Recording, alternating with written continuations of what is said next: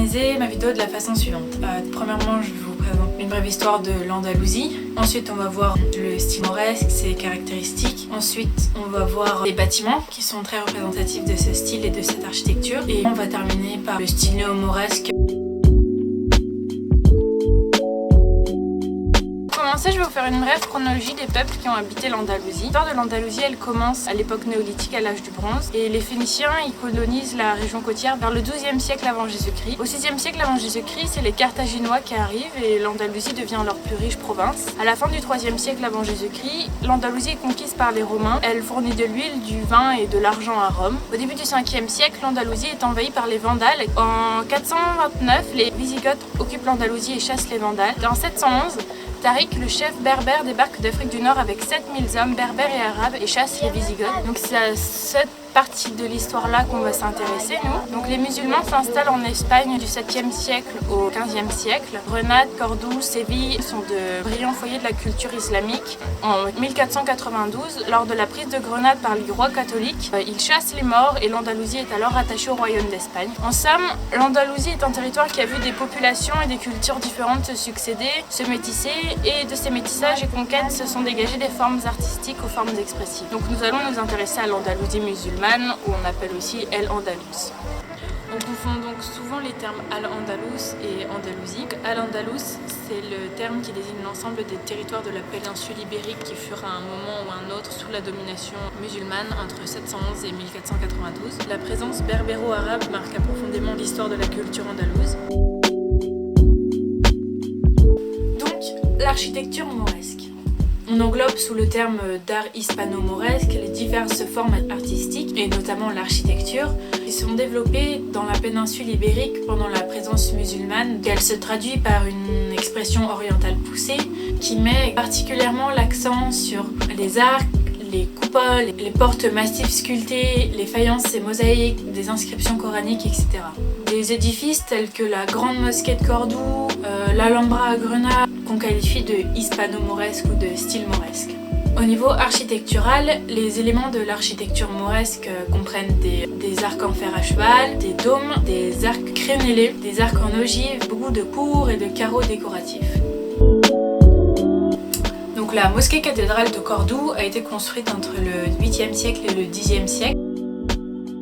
Au XVe siècle, une cathédrale gothique fut construite au milieu du bâtiment de la mosquée et du coup, à partir de là, ça a servi au culte catholique. Donc on peut observer que plusieurs extensions ont été faites au fur et à mesure du temps. Pour obtenir une altitude plus élevée, on a donné aux arcs une forme de fer à cheval et ce sont des formes très répandues dans l'architecture mauresque. En outre, dans certains endroits, on peut percevoir des colonnes ou des arches qui s'entremêlent. Grâce à cet entrelac d'arches, l'intérieur de la mosquée devient une sorte d'apparition d'une forêt un peu fantastique. Au lieu des troncs se trouvent des colonnes de marbre, de granit, etc.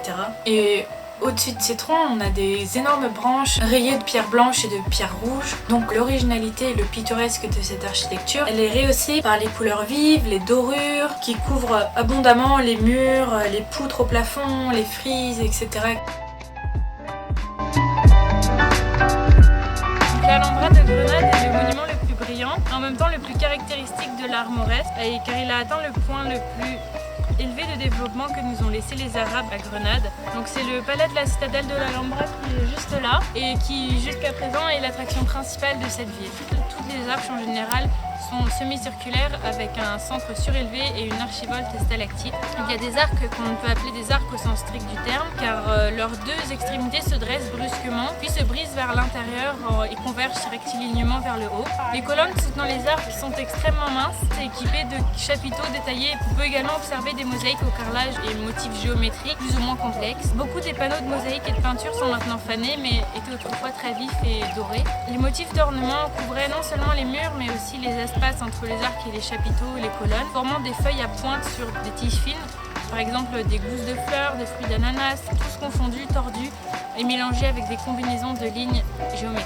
En outre, une partie de l'ornementation sont complétées par des espaces ajourés entre les travées d'arches. Les mêmes arches, colonnes et décorations murales comme dans l'Alhambra se retrouvent Dans un autre palais mort de Grenade, le Generalife, dont l'architecture est cependant plus modeste et modérée. Donc là, comme je le disais tout à l'heure, on a tous les entrelacs géométriques et floraux, on a tout un vocabulaire architectural d'entrelacs géométriques, on a des choses très fines et très précises.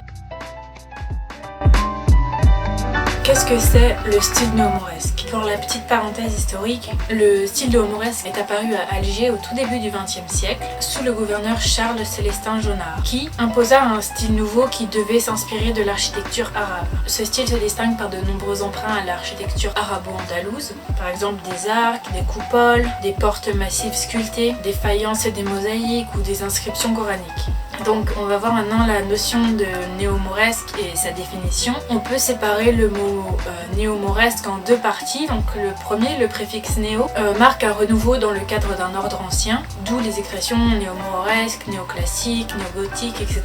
Et donc la deuxième particule mauresque. Donc au Moyen-Âge, cette particule elle désigne le peuple du Maghreb qui a conquis l'Espagne, comme on l'a vu juste avant. Beaucoup de nos villes ont été investies par ce style d'architecture et c'est une tentative de récupération des valeurs du patrimoine architectural et urbain traditionnel dans les constructions modernes. Par exemple, des architectes français ont réalisé en Algérie un nombre considérable d'édifices modernes qu'ils ont arabisés et qui répondent à des besoins contemporains. Par exemple, une gare, une poste. Donc ce sont des fonctions qui n'existaient pas dans le patrimoine traditionnel. On a un phénomène de métissage, deux cultures et deux types d'architecture qui se conjuguent pour former un style nouveau. Cette quête de forme et de décor traditionnel, elle n'est pas isolée parce qu'en fait c'est le résultat de tout un mouvement orientaliste qui s'est développé en Europe à partir de la fin du XVIIIe siècle, avec par exemple les travaux de peintres orientalistes, des récits de voyageurs,